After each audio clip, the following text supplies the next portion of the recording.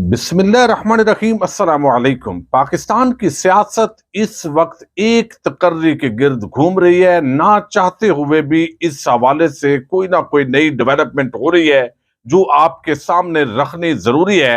आज general retired Fayaz Ali ने एक धमाकेदार प्रेस कॉन्फ्रेंस की है। आर्मी चीफ की तकर्री का मामला उन्होंने हल कर दिया है। मई में इलेक्शन और खान पर हमला किसने किया, सारा कुछ बता दिया है। मुख्तदर हलकों का क्या ये अवाम के नाम पैगाम था? साबिक फौजी अफसरान के दरमियान जो तकसीम है वो भी वाज़े अंदाज के अंदर नजर आई है। इंतहाई आम तफसीलात है जो इस वीडियो के अंदर आपके सामने रख रही हैं। इक़्तिदार की मजबूरियां एक बड़ी जबरदस्त किताब जो है, ये जनरल रिटायर्ड असलम बेग जो साबिक आर्मी चीफ हैं उनके इंटरव्यूज पर मुश्तमिल है। और मैं जब देख रहा हूं आजकल पाकिस्तान के जिस तरह के हालात हैं कि चिमटे हुए हैं, इक़्तिदार के साथ छोड़ना नहीं चाहते, मुल्क दिवालियापन की तरफ जा रहा है, मार्शल लॉ के भी खतरात हैं। इससे पहले भी शरीफ खानदान हो, भुट्टो खानदान हो या फौजी मार्शल लॉ हो, तो इसी तरीके से हर एक इक़्तिदार से चिमटा रहा है। तो इक़्तिदार की मजबूरियां के चंद जुमले आपके सामने रखने इंतहाई जरूरी हैं। जो इस किताब के अंदर बताया गया है कि जब इक़्तिदार में बंदा होता है तो यकीनन मजबूरियां होती हैं। जनरल मोहम्मद अयूब खान की वो लिखते हैं कि मजबूरी थी कि उन्होंने इक़्तिदार जनरल याहिया खान के हवाले कर दिया। जनरल याहिया खान की ये मजबूरी थी कि वो 3 मार्च 1971 को ढाका में कौमी असम्बली के इजलास का ऐलान करके अपने वादे से मुनारफ हो गए। जनरल जियाउल हक की मजबूरी थी कि उन्होंने अपने वादे के खिलाफ भुट्टो के परवाना मौत यानी डेथ वारंट पर दस्तखत कर दिए। इसी तरह भुट्टो की मजबूरी थी कि हमारी सिफारिशात के बावजूद, यानी जनरल जियाउल हक की मजबूरी थी, वो कहते हैं कि हमारी सिफारिशात के बावजूद उन्होंने इक़्तिदार अवामी नुमाइंदों को मुंतकिल नहीं किया।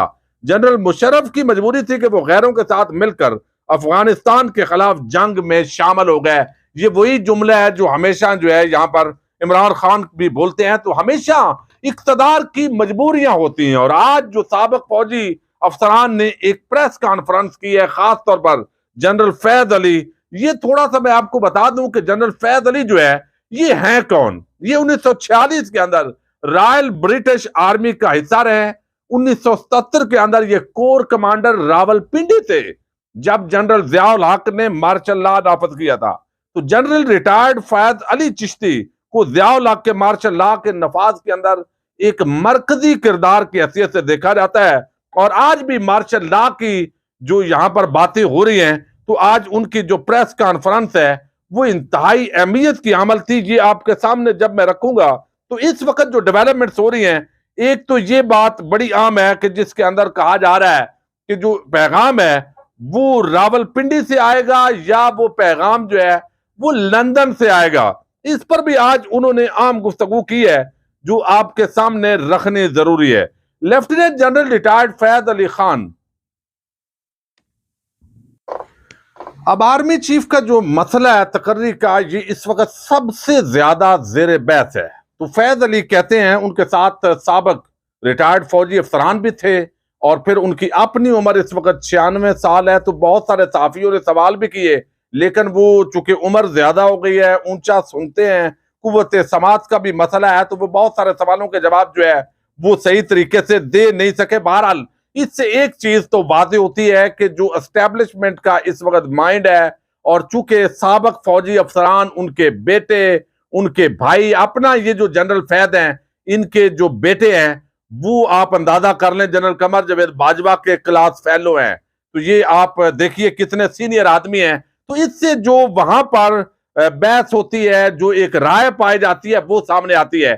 इससे पहले वेटरन्स और बहुत सारे ऐसे साबिक फौजी अफसरान जो इमरान खान के हामी थे, बाद पर पाबंदियां लगी, पेंशन बंद हुई, तो इस वजह से वो तो खामोश हो गए। लेकिन ये एक्स सर्विसमैन सोसाइटी, ये एक रजिस्टर्ड सोसाइटी है। तो जो बातें उन्होंने की हैं, अगर इसको ये समझा जाए कि ये एस्टैब्लिशमेंट या मुक्तदर हल्के अवाम को एक सुकून के साथ मैसेज देना चाहते हैं या वो ये सोचते हैं, तो इस एंगल से भी हम इसको ले सकते हैं। बहरहाल अब ये नेशनल प्रेस क्लब इस्लामाबाद के अंदर ये यहां पर जो है वो आज कॉन्फ्रेंस हुई है, जिसके अंदर उन्होंने कहा कि आर्मी चीफ की तैनाती का हक आइन के मुताबिक वजीर आजम का है। आर्मी चीफ के ऐलान में ताखीर की वजह शायद वजीर आजम की मुशावरत हो। शहबाज शरीफ को 7 माह हो गए, उन्हें पता है कि चीफ की तैनाती होनी है, तो वो कहते हैं कि जब पता है 7 महीने से कि आपने आर्मी चीफ इन्हीं जर्नैलों में तैनात करना है, तो अभी तक नाम सामने क्यों नहीं आया? ये शहबाज शरीफ से भी आज उन्होंने सवाल किया है। दूसरा उन्होंने कहा कि पाकिस्तान की ब्यूरोक्रेसी, इदारों और फौज ने मेहनत की, पाकिस्तान को टूटते भी देखा, आज पाकिस्तान को डूबता हुआ भी देख रहा हूं। आर्मी चीफ जनरल बाजवा मेरे बेटे के क्लास फेलो और बेटे जैसे हैं। ब्यूरोक्रेसी का ढांचा मुल्क की एडमिनिस्ट्रेशन की रीढ़ की हड्डी है। वजीर आते जाते रहते हैं, फौज हुकूमत का हिस्सा होती है, सारे सिस्टम ठीक होते हैं, सिस्टम चलाने वालों में खराबी होती है। पाकिस्तान का सिस्टम जमहूरियत है, ब्यूरोक्रेसी में सिविल और यूनिफॉर्म ब्यूरोक्रेसी है। ब्यूरोक्रेसी का ढांचा मुल्क की एडमिनिस्ट्रेशन के लिए रीढ़ की हड्डी है। तो यहां पर यह बात ठीक है जनरल साहब की, लेकिन आज तक सिविल ब्यूरोक्रेसी वो ताकतवर क्यों नहीं हो सकी? उसको किसने ताकतवर नहीं होने दिया? मुल्क में सियासी इस्तेकाम नहीं आया। बहुत सारे सवाल हैं जो मोहतरम जनरल साहब से आवाम कर सकती है। बहरहाल पाकिस्तान को तोड़ने के अंदर और आज जो डूब रहा है, इस डुबोने के अंदर जो है किसका कितना किरदार है, अगर खुली डिबेट हो तो पाकिस्तान की जो आवाम है यकीनन उनके लिए बहुत अच्छा होगा। लेकिन यहां पर वो कहते हैं कि मुल्क के हालात कशीदा हो रहे हैं, गालम गलोच हो रही है जो नहीं होनी चाहिए। फौज का काम सरहदों की हिफाजत करना है। सरहदों की हिफाजत इसलिए की जाती है कि रकबा होगा तो मुल्क होगा, मुल्क का रकबा आबादी के लिए होता है, फौज का काम चौकीदार का है। अब ये आप देखिएगा, यहां तो उन्होंने ये बात की है, मुल्क में मार कटाई हो रही हो तो फौज हुकूमत को मशवरा देती है, आगे हुकूमत की मर्जी होती है। इंतखाबात में फौज पर धांधली का इल्जाम लगता है, हालांकि फौज सिर्फ लड़ाई झगड़े को कंट्रोल करने के लिए मौजूद होती है। ये बात सही है उनकी। फिर वो कहते हैं कि इमरान खान पर जो हमला हुआ है, हमला आवर का शायद इमरान खान को कत्ल करना मकसद नहीं था। ये उनकी रिटायर्ड फौजी की हैसियत से नेक नीयती पर मबनी असेसमेंट हो सकती है। अब इस पर यह नहीं है कि हम गालियां दें, क्योंकि ये वो कहते हैं हमला आवर का शायद इमरान खान को कत्ल करना मकसद नहीं था। अगर खान साहब फायर हुआ तो क्यों और किसने किया? अगर मारना होता तो उसके नतायज कुछ और होते। फायर करने वाले शख्स का मिशन क्या था? खान साहब को अगर कत्ल करना चाहता था तो वो बच नहीं सकता था। उनका कहना है कि शायद जिस तरफ उंगलियां उठ रही हैं और या जो भी है, उसका मकसद खान साहब का मर्डर नहीं था बल्कि डराना था। लेकिन खान साहब डरे नहीं है, उन्होंने दोबारा लॉन्ग मार्च की कॉल दे दी है और अल्लाह पर तवक्कल किया है। अब वो कहते हैं आजकल आर्मी चीफ के तैनाती की बातें हो रही हैं। अब यहां पर पहले उन्होंने कहा कि शहबाज शरीफ को आर्मी चीफ का पता होना चाहिए था, लेकिन यहां वो कहते हैं कि आर्मी चीफ की तैनाती का हक आइन के मुताबिक वजीर आजम का है। आर्मी चीफ के ऐलान में तखीर की वजह शायद इस वजह से है कि मशवरे हो रहे हैं, इन्हें पता है चीफ बदली होना है।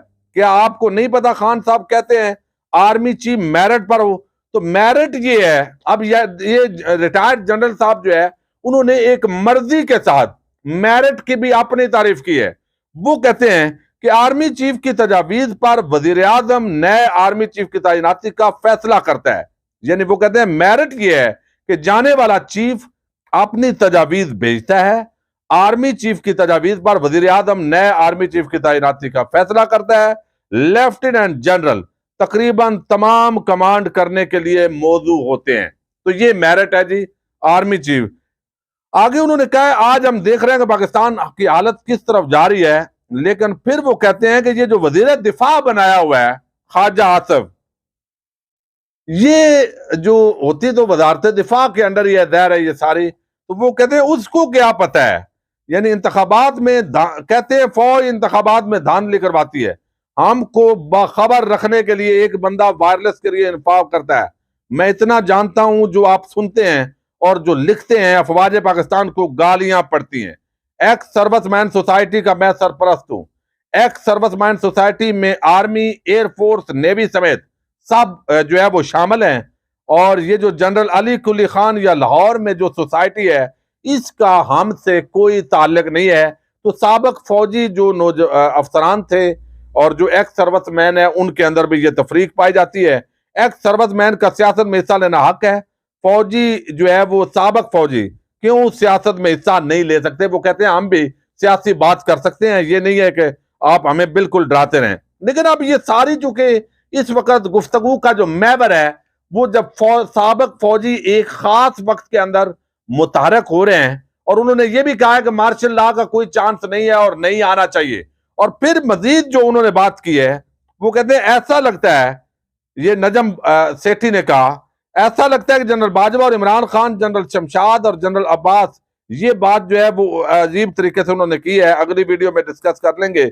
लेकिन यहां पर वो कहते हैं जनरल फैज अली कि 7 महीनों से आप वजीर आजम हैं, लेकिन यहां एक और बात जो मैंने आपके सामने रखनी थी वो भी बड़ी जबरदस्त थी। बहरहाल ये उन्होंने कहा है कि जनाब यहां जब डिस्कशन हुई और सवाल किया नादर बलोच ने सवाल किया कि भुट्टो के मामला संभालने के लिए जब ये कहा गया अली फैज की तरफ से कि भुट्टो को मामला संभालने के लिए मार्च से जुलाई तक वक्त दिया गया, इस दौरान 900 अफराद एहतजाजी मुजाहरों में मारे गए, बाद में जाकर मार्शल लॉ नाफज किया, आज एक बंदा मरा है तो इतना रौला पड़ गया है। यानी वो कहते हैं कि इतनी मुश्किल हालात ऐसे बने थे और इतनी मर्डर हुए थे 900 अफराद, तो फिर जब हालात आउट ऑफ कंट्रोल होते हैं तो मार्शल लॉ लगाना पड़ता है।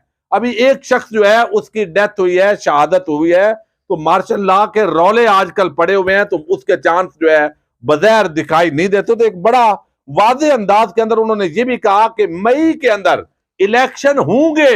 अब ये शायद वो कहना चाहते हूं, फार्मूला देना चाहते हूं कि मई के अंदर, चूंकि मार्च अप्रैल मई की बात चल रही है तो मई में इलेक्शन हो ताकि मामलात बेहतरी की तरफ बढ़े। बहरहाल उन्होंने नवीज सुनाई है कि मई के अंदर इलेक्शन होंगे या उनकी तजवीज हो सकती है, लेकिन अब मामलात तो ज़ाहिर है ये सेटल होने हैं, इलेक्शन कब होते हैं। और एक बात उन्होंने वादे की है इसके अंदर कि जो आर्मी चीफ की अपॉइंटमेंट है, तकर्री है, उसके अंदर जो जनरल बाजवा साबक आर्मी चीफ, उसकी जो राय है वही असल में मेरिट होती है। ये तासर मिला है इस प्रेस कॉन्फ्रेंस से। देखते हैं आने वाले दिनों के अंदर ये मामलात पुरअमन हो ताकि मुल्क जो है वो अपनी जो असल मकसद है अब आम आवाम को रिलीफ देने का हुकूमत का, वो सिलसिला आगे शुरू हो, फ्री एंड फेयर इलेक्शन की तरफ बढ़े ताकि ये गैर यकीनी सूरत हाल जो है ये खत्म हो। बहरहाल ये बगैर आज अवाम को मुख्तदार हलकों का एक पैगाम समझा जाए या जो भी उसको उन्वान दिया जाए, तो ये हक है साबक फौजी जो अफसरान है उनका कि वो ये मैसेज दें। इजाजत दीजिएगा, अल्लाह हाफिज।